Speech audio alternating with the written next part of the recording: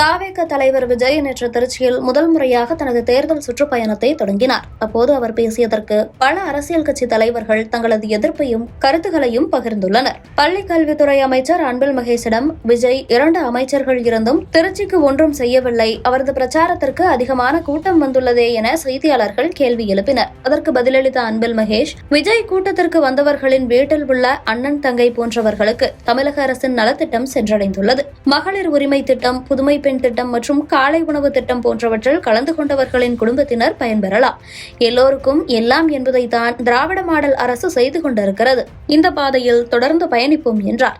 இப்போ நேற்று நடந்த நிகழ்வு பற்றி நீங்கள் பார்க்கும்பொழுது பத்திரிகையாளர்கள்லாம் நீங்கள் பார்த்துருக்கீங்க. அவரும் பேசும்பொழுதும் தொண்டர்களெல்லாம் பெருசாக அவங்க பேசும்பொழுதுலாம் கேட்கல அப்படின்னு கத்தி அதை கூட நான் பார்த்தேன். பேப்பர் காலமாக பார்த்துற செய்தியில் கேட்கலன்னு சொல்வதை காட்டிலும் நீங்கள் சரியாக திருச்சியில் நடந்த வளர்ச்சியை பார்க்கல அப்படின்னு சொல்கிறது தான் நான் சொல்லுவேன். நான் இப்போ ஏன் டிபார்ட்மெண்ட் எடுத்துக்கோங்க, கிட்டத்தட்ட நம்ம திருச்சி மாவட்டத்தில் மட்டும் பார்த்தீங்கன்னா பல ஸ்கூல்ஸ் கிட்டத்தட்ட 24,78,00,000 ரூபாய் மதிப்பீட்டில் புதிய வகுப்பறைகள் கட்டினது வந்து ஏற்கனவே இருந்த வகுப்பறைகளை மெயின்டெனன்ஸ் ரிப்பேர் பண்ணது வரைக்கும் அந்த பணத்தை நாங்கள் வந்து ஒதுக்கி தந்திருக்கோம்.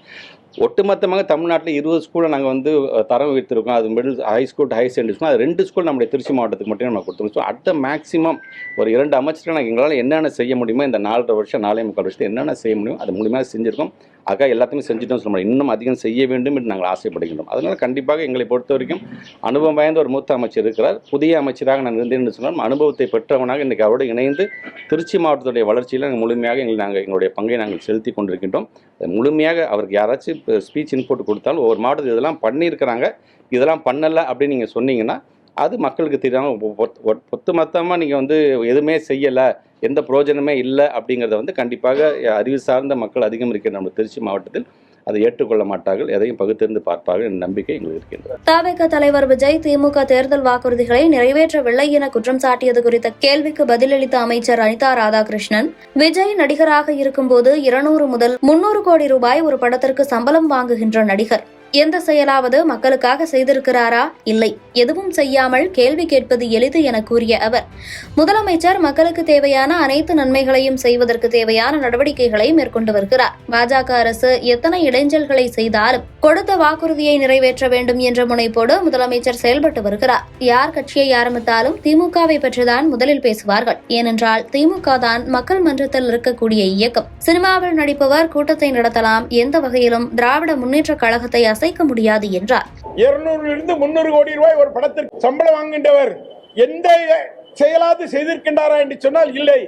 செய்யாமல் கேள்வி கேட்பது என்பது எளிது, அதை நிறைவேற்ற என்பதற்கு எங்களுடைய கழகத்தினுடைய தலைவர், தமிழகத்தினுடைய முதலமைச்சர் இன்றைக்கு அவர் எடுக்கின்ற நடவடிக்கைகள் எவ்வளவு போராட்டம், எவ்வளவு முயற்சி, தினந்தோறும் அவர் சுற்றி மக்களை சந்தித்து மக்களுக்கு செய்கின்ற நன்மைகள், இதையெல்லாம் இன்றைக்கு நினைத்து பார்க்க வேண்டும். விசிக தலைவர் திருமாவளவன் கூறுகையில், விஜயின் பிரச்சாரம் தாக்கத்தை ஏற்படுத்துமா என்ற கேள்வி பலராலும் எழுப்பப்படுகிறது. கணிசமான வாக்குகளை விஜய் பெற முடியும். ஆனால் திமுக தலைமையிலான மதச்சார்பற்ற முற்போக்கு கூட்டணி வெற்றியில் எந்த பாதிப்பும் ஏற்படுத்தாது என்றார்.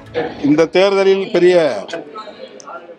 தாக்கத்தை ஏற்படுத்துமா என்ற கேள்வி பலராலும் எழுப்பப்படுகிறது. ஒரு கணிசமான வாக்குகளை அவர் பெற முடியும். ஆனால் திராவிட முன்னேற்ற கழகத்தின் தலைமையிலான எங்கள் மதசார்பற்ற முற்போக்கு கூட்டணியின் வெற்றியில் எந்த பாதிப்பையும் ஏற்படுத்துவதாக அது இருக்காது என்று நான் நம்புகிறேன். தமிழகத்தில் இன்றைக்கு ஒரு அணி வடிவமாக இருக்கிறது, வலுவாக இருக்கிறது என்றால் அது திமுக தலைமையிலான மதசார்பற்ற முற்போக்கு கூட்டணி தான். நாம் தமிழர் கட்சியின் தலைமை ஒருங்கிணைப்பாளர் சீமான் பேசிய போது, திரையில் பார்த்த நடிகரை நேரில் பார்க்க கூட்டம் வரத்தான் செய்யும். ரஜினி, அஜித், நயன்தாரா வந்தாலும் விஜய்க்கு வரும் கூட்டத்தை விட அதிக கூட்டம் வரும் என்று கூறினார். சகோதரர் அஜித் இறங்குனீங்கன்னா இதை விட கூட்டம் வரும். என்ன பண்ணலாம்னு சொல்லுங்க. ஐயா ரஜினிகாந்த் வந்திருந்தா இதை விட கூட்டம் வந்துதான் இருக்கும். நயன்தாரா அவர்களை இறக்கிவிட்டா இதை விட 2 மடங்கு கூட்டம் தான் வரும். நீங்க அதை கூட்டத்தை பார்க்காதீங்க, முன்வைக்கிற கொள்கையை பாருங்க, உருப்படாது இல்லைன்னா. மதுரையில் செய்தியாளர்களிடம் பேசிய கனிமொழி, அண்ணா, பெரியார் இல்லாமல் தமிழகத்தில் யாரும் அரசியல் செய்ய முடியாது என்பதை தாவேக தலைவர் விஜய் உணர்ந்திருப்பதாகவும் அவரால் திமுகவின் வாக்கு வங்கிக்கு எந்த பாதிப்பும் இல்லை எனவும் கூறியுள்ளார். அண்ணாவையும் பெரியாரையும் சொல்லாமல் தமிழ்நாட்டில் யாரும் அரசியல் செய்ய முடியாது என்பதை சொல்வதற்கு மறுபடியும் அவர்கள் தெரிவித்திருக்கிறார்கள். அதற்கு நன்றி.